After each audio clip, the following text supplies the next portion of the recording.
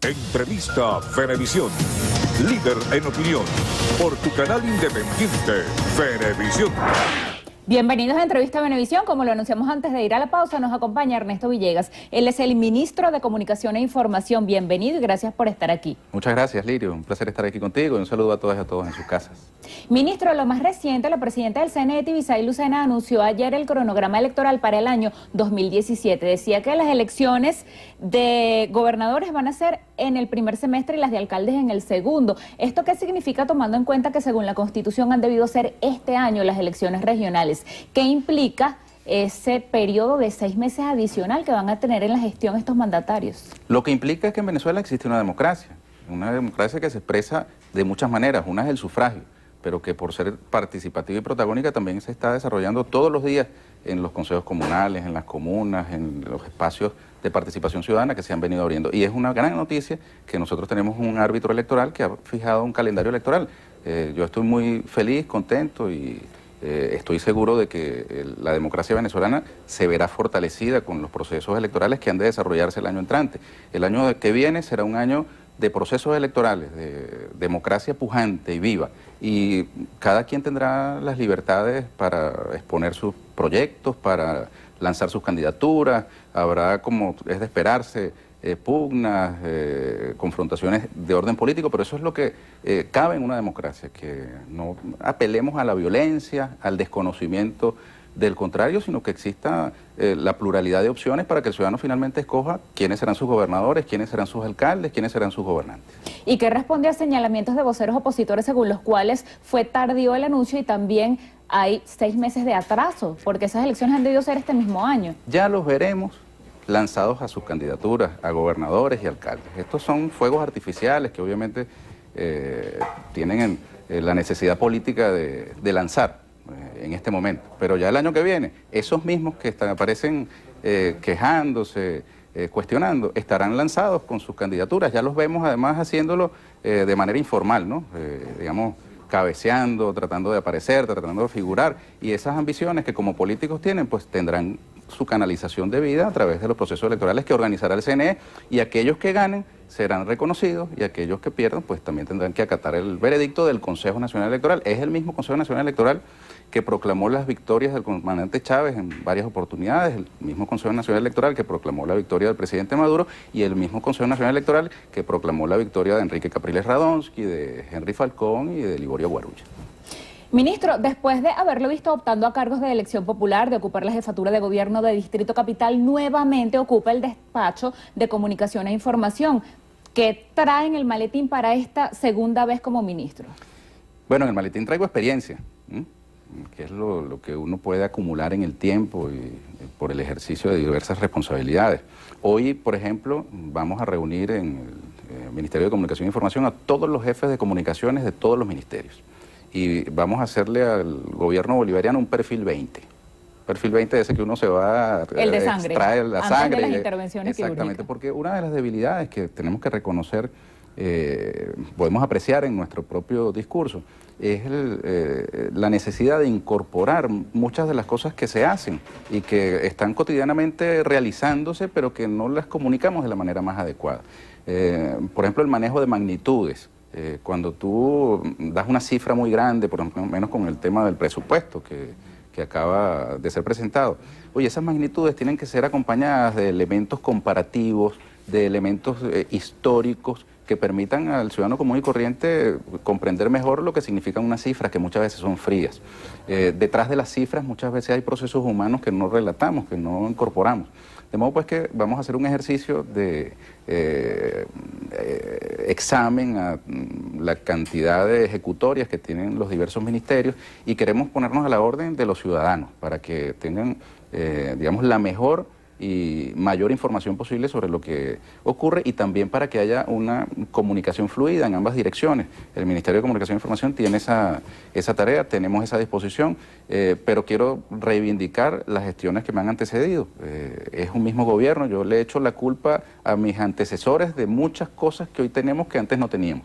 Por ejemplo, el Estado Mayor de la Comunicación es una instancia creada por mi antecesor, Luis José Marcano, que tuvo una experiencia muy positiva, va a tener una experiencia muy positiva en el despliegue territorial. Se han ido sus integrantes a los distintos estados y ahora viene el despliegue sectorial, es decir, vamos a tener enlaces del Estado Mayor de la Comunicación con los distintos vicepresidencias, con las distintas vicepresidencias de gobierno, es decir, con los ministerios agrupados en ellas, y esto debe establecer un mecanismo mucho más fluido de comunicación de las líneas, de las informaciones que cotidianamente se producen en el gobierno. Usted, que es un periodista curtido, de años de experiencia, con esa vena de reportero que nunca se pierde, ¿qué va a hacer para mejorar el acceso a la información pública de la ciudadanía en general y pues de nosotros los periodistas como vehículos de ese nexo? Bueno, esa es una de las cosas que tenemos que hacer en este perfil 20 que propongo realizar al Ejecutivo. También hacer un levantamiento de todos los mecanismos de participación y de comunicación que las instituciones públicas tienen frente a los ciudadanos. Pero además, yo me pongo a la orden. En mi anterior paso por el Ministerio de Comunicación e Información tuvimos ocasión de realizar reuniones entre los jefes intermedios, llamémoslo así, de las redacciones, los responsables, los jefes de información, de medios públicos y privados. No solamente con los dueños de los medios, con los que también he de conversar, sino con, digamos, los responsables de las distintas redacciones, con los propios comunicadores, reporteros. Yo soy uno de ellos, que la vida me ha puesto, digamos, a ejercer otras responsabilidades. Eso no se quita, pues. Así como alguien nunca deja de ser médico, nunca deja de ser ingeniero, pues esa es mi profesión, mi oficio. Y esa experiencia como reportero la pongo al servicio de que podamos tener una relación lo más fluida posible. Yo creo en el diálogo, creo que me caracterizo por eso en el ejercicio de mis responsabilidades públicas. Tuvimos, por ejemplo, en el caso de la Torre con Finanzas, que me correspondió desocupar íntegramente un ejercicio de diálogo tremendo. Fueron 1.257 familias que estaban ocupando la Torre con Finanzas y que logramos que salieran de allí, que se desocupara esa edificación por la vía del diálogo. Todo el mundo pensaba que iba a haber una mortandad si el gobierno intentaba desocuparla. Pues bien, nuestra capacidad de diálogo se vio materializada en esa hazaña colectiva de todo el gobierno, por órdenes del presidente Nicolás Maduro, y desocupar la Torre con Finanzas no creo que sea más difícil que relacionarme con mis colegas periodistas. De modo pues que estoy a la orden de los periodistas, de todos, digamos, los participantes del hecho comunicacional, de los medios alternativos y comunitarios, de los comunicadores populares. En fin, hay un mundo de la comunicación que tiene, digamos, en mí un interlocutor que está a la orden de una relación lo más armónica y fluida posible con el gobierno bolivariano, y son las instrucciones que he recibido del presidente Nicolás Maduro.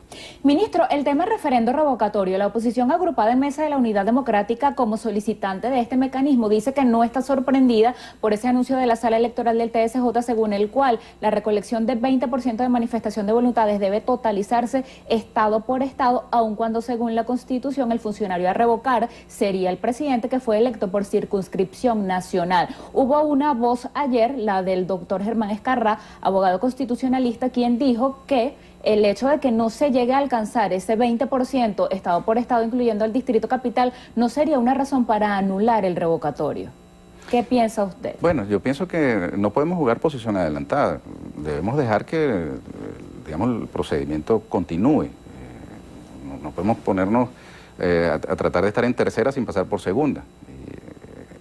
Digamos, yo respeto todas las opiniones que se puedan dar sobre el particular, pero sobre el tema específico del referendo, fíjate, es una herramienta que está en la Constitución.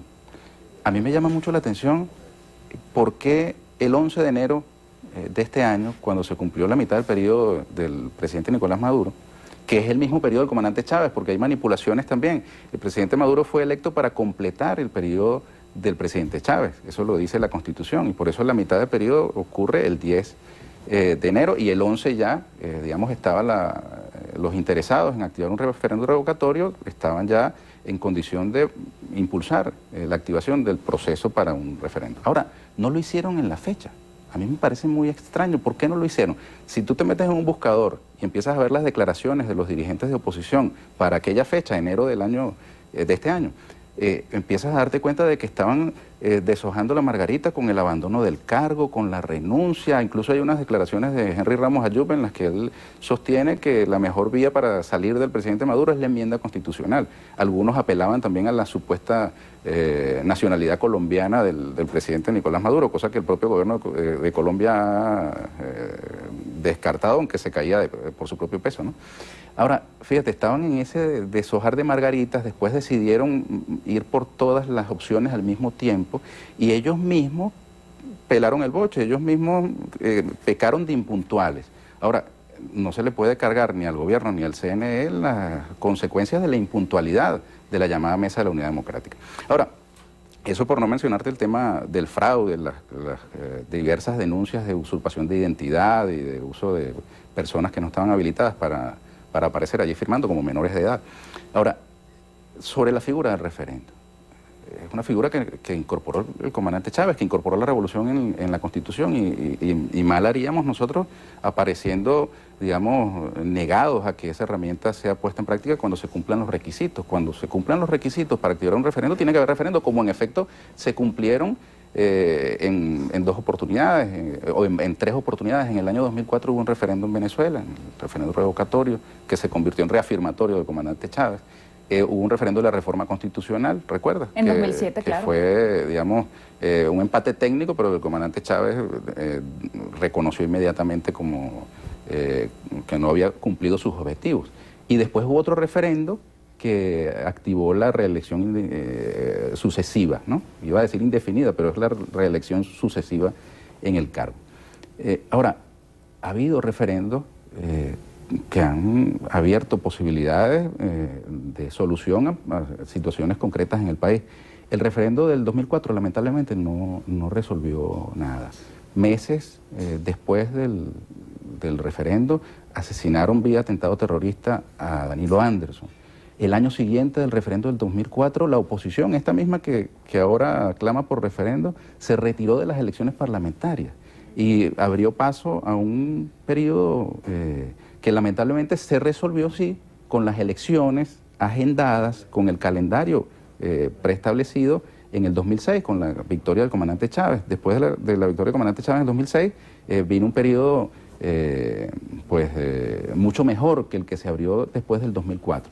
De modo pues que respecto de la figura del referendo, hay que tener también, digamos, mucho cuidado, porque se vende como una panacea. En Colombia acaba de ocurrir un resultado que lamentablemente no ha sido el mejor para el pueblo colombiano. En Inglaterra, en Gran Bretaña, claro, hubo también una consulta que tampoco condujo a la solución. De modo pues que venderlo como una panacea es una oferta engañosa. Yo lo defiendo como una herramienta que está allí para utilizarla. Ahora, la democracia, la Constitución bolivariana, es como una caja de herramientas. Para cada situación tiene una herramienta distinta. Y nosotros tenemos hoy una situación económica, que es la primera prioridad para la gente. Ministro, no se adelanten los temas, lo invito a que perfecto. hagamos una pausa, pero al regreso más de esta conversación con Ernesto Villegas, ministro de Comunicación e Información, aquí en Entrevista Venevisión. Entrevista Venevisión. Líder en opinión. Por tu canal independiente, Venevisión. Continuamos Entrevista Venevisión con Ernesto Villegas, el ministro de Comunicación e Información. Antes de ir a la pausa, usted tocó el tema economía. Me da pie para que hablemos sobre el presupuesto 2017, que por primera vez es presentado en forma de decreto ley ante el Tribunal Supremo de Justicia y no ante el Parlamento. ¿Quién va a controlar la asignación de esos recursos? Si el presidente Maduro ha dicho que gobernador y alcalde que no se adhiera a ese decreto, se le va a enviar solamente los recursos para el pago de la nómina, las obras que están por ejecutar. ¿Cómo se va a resolver ese tema? Yo soy optimista. Yo creo que la totalidad de los gobernadores y la totalidad de los alcaldes terminarán acatando la sentencia del Tribunal Supremo de Justicia y creo que incluso la Asamblea Nacional va a hacerlo. Al final, creo que la sindéresis, la racionalidad se impondrá. Y lo importante, lo trascendente de esto es que Venezuela tiene presupuesto, porque lo que apostaban muchos factores alocados, aventureros, que lamentablemente siempre han estado apostando al colapso del país, es que Venezuela no tuviera presupuesto y eso, digamos, se agravara la situación económica que nosotros estamos viviendo y que es el clamor del pueblo. La gente lo que quiere es solventar, resolver la situación económica y que exista un presupuesto avalado por la Sala Constitucional en su constitucionalidad, en su legalidad, es una gran noticia para crear las condiciones necesarias para salir del bache económico en el que hemos estado. Justamente eso, lo que acaba de mencionar, el bache económico y las respuestas a la gente. Como ministro, ¿qué mensaje usted le da a esas personas que no encuentran un alimento, un producto de primera necesidad, una medicina? Se habla de los motores, del Consejo Nacional de Economía Productiva, los empresarios privados dicen que no los llaman a dialogar, que sin ellos ninguna economía se recupera, pero en la práctica, o sea, ¿qué decirle a la gente que está necesitada, que puede perder la paciencia? Mira, justamente tú lo has dicho, que puede perder la paciencia. Nosotros no podemos engancharnos en una, digamos, onda de desesperanza y de depresión y de rabia y de ira que sabemos que existe, que hay gente que por su propia irritación, no es lo mismo alguien que se levanta tranquilo, por lo menos a esta hora, a alguien que lo hace después de haberse calado una cola de horas y horas o que tiene que amanecer para esperar una cola. De modo que nosotros no podemos actuar desde la irritación, nuestro deber es actuar desde la racionalidad. ¿Y qué dice la racionalidad? Oye, nosotros estamos armando condiciones para salir de este bache. Tú digamos, ratificaste el término que yo utilicé, un bache económico. El presidente Nicolás Maduro va saliendo próximamente a una gira por países productores de petróleo, tanto de la OPEP como no. Y es exactamente lo mismo que hizo el comandante Chávez en su momento cuando pasamos por baches de carácter económico. La recuperación y estabilización del precio del petróleo es un dato importantísimo para salir de ese bache. El presidente Maduro, yo tuve ocasión de acompañarlo recientemente a Turquía con las gestiones que vino realizando, el encuentro con el presidente Putin, que es muy importante. El hecho de que el presidente Putin, que es el presidente del país productor de petróleo más importante, que es Rusia, pues haya asumido la iniciativa de Venezuela y de la OPEP de congelar, estabilizar el mercado del crudo, es sumamente importante. Nosotros tenemos una dependencia del petróleo que no vamos a superar de un día para otro. Simultáneamente se hacen esfuerzos cotidianos en otras áreas, tú lo has mencionado, los motores, pero fíjate, además de lo estrictamente petrolero, tenemos el tema del pan. Allí, en esa reunión con el presidente Putin, hubo un anuncio muy importante. Va a haber una cooperación con Rusia para recibir en Venezuela trigo ruso. Y nosotros, si tenemos dificultades en el abastecimiento, en las panaderías de este rubro, pronto, muy pronto, vamos a recibir cantidades suficientes para la estabilización en el suministro del trigo. Y nosotros iremos trabajando en esa dirección. Creo que nos falta repetirlo, decirlo más, porque estos datos alivian también la irritación, alivian también la desesperanza. Nos queda apenas un minuto, pero no queremos despedirlo sin conocer su opinión sobre dos acciones que ha tomado recientemente la Iglesia Católica. Primero, esa designación de Monseñor como cardenal, Baltasar Porras. Y segundo, la Compañía de Jesús ha nombrado a un venezolano como superior, un jesuita. ¿Qué significa, según usted, esto? ¿Por qué los ojos de la Iglesia están puestos sobre Venezuela? El padre Sosa ha dicho que ni la oposición ni el gobierno tienen un proyecto concreto para solucionar la crisis de Venezuela y el nuevo cardenal ha pedido diálogo. Usted mismo dijo allí sentado que usted es un hombre de diálogo. ¿Cómo interpretar esto? Sí, tú sabes que hay personajes políticos que están dentro y fuera de la Iglesia. El cardenal es un personaje que ha participado activamente en política y lo conoce toda Venezuela.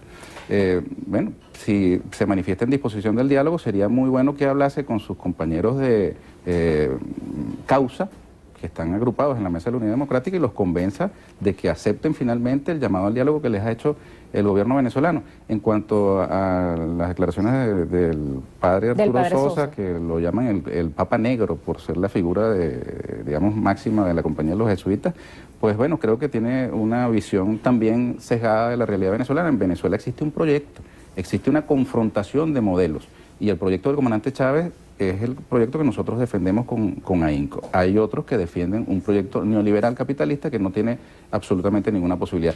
Termino diciendo, porque ya sé que estamos terminando, el año que viene será un año de elecciones, de democracia pujante y vibrante. Y debe ser también, con el concurso de todas y de todos, con el trabajo de todas y de todos, también un año de una economía pujante y vibrante, para que salgamos del bache. Yo quiero felicitar a Venevisión, por ejemplo, por los segmentos que vi sobre la agricultura urbana. Nosotros con la agricultura urbana nos encontramos ahí los chavistas, los que no son chavistas, los magallaneros, los caraquistas, e invito, me atrevo a hacerles una sugerencia, vayan a ver el penthouse o la terraza de donde vive nuestro amigo de oposición, Elías Santana, que tiene desde hace muchos años en el techo de su edificio un hermoso y muy imitable cultivo urbano. Fíjate tú que él, siendo antichavista, hace agricultura urbana y nosotros estamos impulsándola también entre los sectores populares. Gracias por esta visita. Gracias a usted. Así despedimos entrevista a Venevisión con Ernesto Villegas, el ministro de Comunicación e Información.